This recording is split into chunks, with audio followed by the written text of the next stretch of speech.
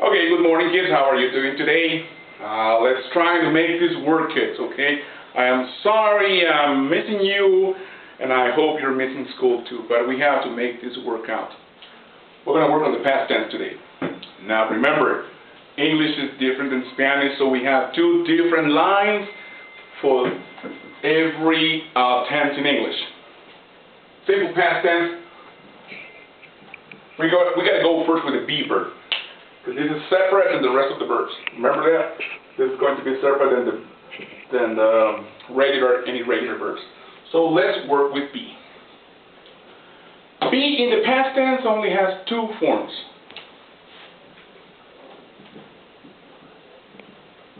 Was and where. Now, everybody comes with a confusion. When to use was and when to use where. Oh, teacher, how do I say estaba? How do I say éramos? Or eras? Or era? Or estaba? That's too much confusion. The easiest way for you is to have clear your pronouns. If you have clear your pronouns, you won't have any problem using was or where at all. I, he, she, and it. One group. The other one, you, we, and they.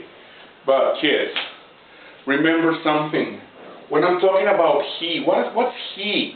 It's any single male, any single man or boy.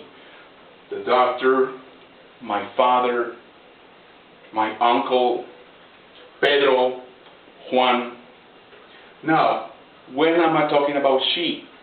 The teacher, the nurse, my sister, my aunt, my grandmother, my mother, Maria, Juana, Lupe. Now, it. It is for animals or things, but only one. The rabbit, the dog, the house. If I say the dogs, it is not more it. The dogs, it's plural, so the dogs are they. The shoes is more than one, so it goes with they. Okay? We is somebody else plus me. You can be you, just one people I'm talking to, or more than one. Now, when do we use what? When do we use where? For he, she, and it, for I, he, she, and it, I use was. So, because we all think in Spanish, right? Pedro estaba en la fiesta. Pedro. Who? This is Pedro. Oh, Pedro is he, right? So Pedro was at the party. Now, you, we, and they. We just use where. For example, tú eras mi amigo. How do I say eras? Eras. I always forget. I have a confusion in my mind. No. You always use this where. You were my friend. Beto y Juan estaban en la calle anoche. How do I say estaban? And it's the same thing. Beto and Juan. Beto and Juan. Who is Beto and Juan? He cannot be he because Beto and Juan are they in my mind. So Beto and Juan were on the street last night. It's very easy as soon as you have clear and know how to use your pronouns. Okay?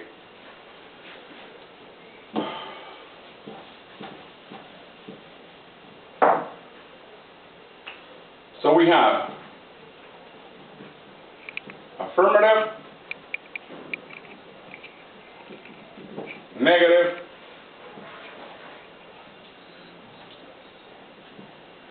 and interrogative expressions. Affirmative statements, negative statements, and interrogative statements. We just have done the affirmative statements. Let's make an example of this.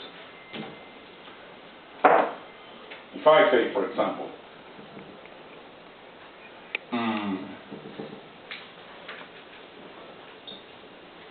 No. Don't use teacher.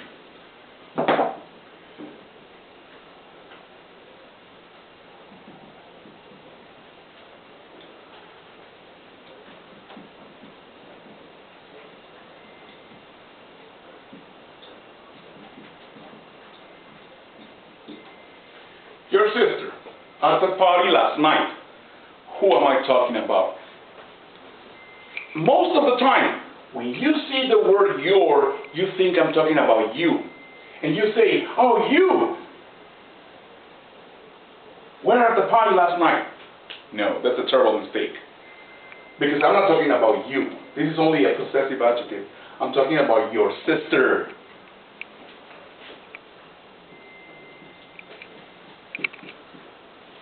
I'm talking about she. And your sister does not use was. I mean where. She uses was. Your sister was at the party last night. Comprende? Okay. Let's go with another example.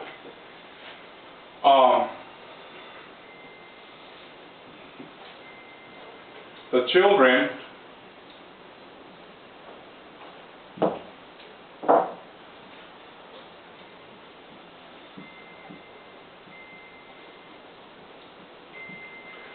This is a tricky one.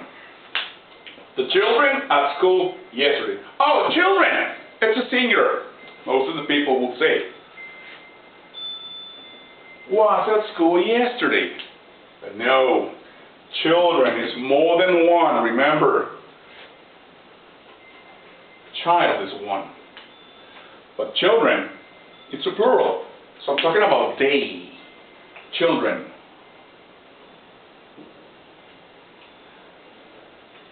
More than one, okay?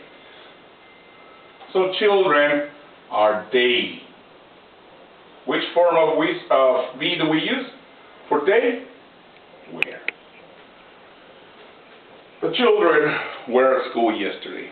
Are we clear with this? Okay. Now let's go with the negative statements. The be verb is very easy to do. Okay. Was not or not. That's it. Simple. Always. Not like in Spanish. First the be and then the negative expression. Was not, were not. This doesn't need an explanation. But let's go with it. Just no questions. Let's go with the interrogative way.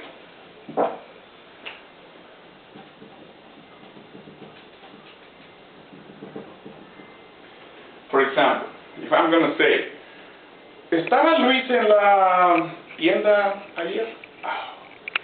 Always you have to begin with the be. Then you have to add the subject. Always, kids. Always, all the time. And then if you have a complementary, you add the complementary. But we are not going to write be, right? We're going to use was or were, depending on the subject. So it can be was or it can be where. I'm talking about who? Luis. En la tienda. So Luis is he uses was. Was, check. Subject, Luis. Complementary, en la tienda ayer. Okay.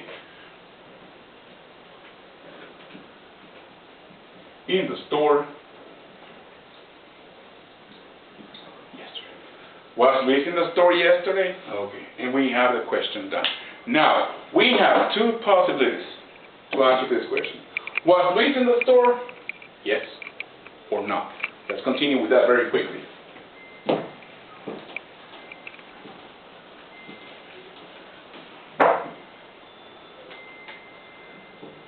Was Luis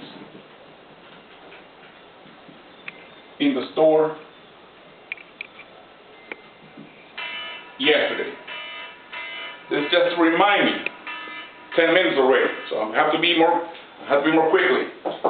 Was Luis in the store yesterday? Option 1, yes. Option 2, no. we have to give always short answers for the yes/no questions. Was missing the story yesterday? Yes. And we have to take this guy's pronoun. Remember what his pronoun is? He.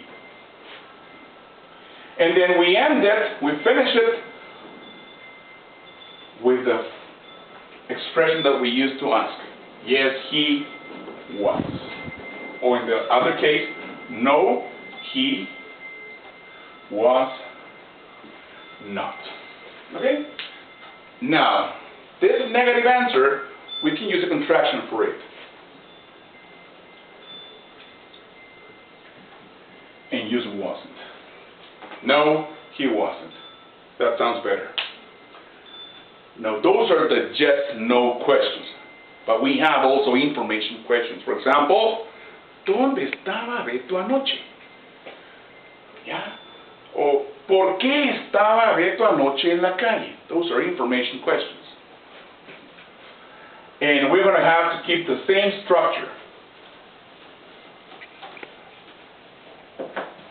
We will keep the same structure. We will have the be, the subject, the complementary, but in this case we will have to add the WH word. When, where, why, who. No, who doesn't go with this? Because we don't have a subject for who. But when, where, why, or how often, for example. What? Okay? So we have the same structure. The be, verb, either way, was or where, the subject, the complementary, but in the very beginning when. For example, ¿dónde estuvo tu gato ayer? Okay. ¿Dónde? How do we say dónde? Where?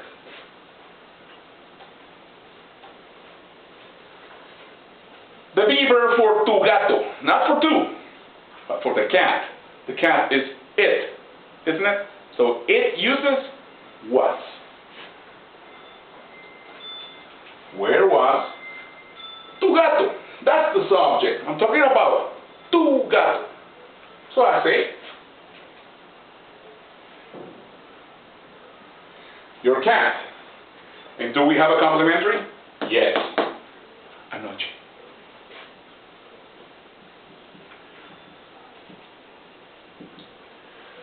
So, kids, this is a very short explanation. It's not like if I'm in school. I have to be quick, I have to be short in order to get your attention. This is for the be in the simple past. I'm going to give you 3 more videos for the regular and irregular verbs. For affirmative statements, for negative, and for interrogative. To make short videos in order to get your attention. Please forgive me, I'm trying to do my best for you to understand. But if you have any questions, you're free to ask, either with the WhatsApp or the email address that we provided you. So, here we go. Where was your cat last night? Very quickly, in Spanish.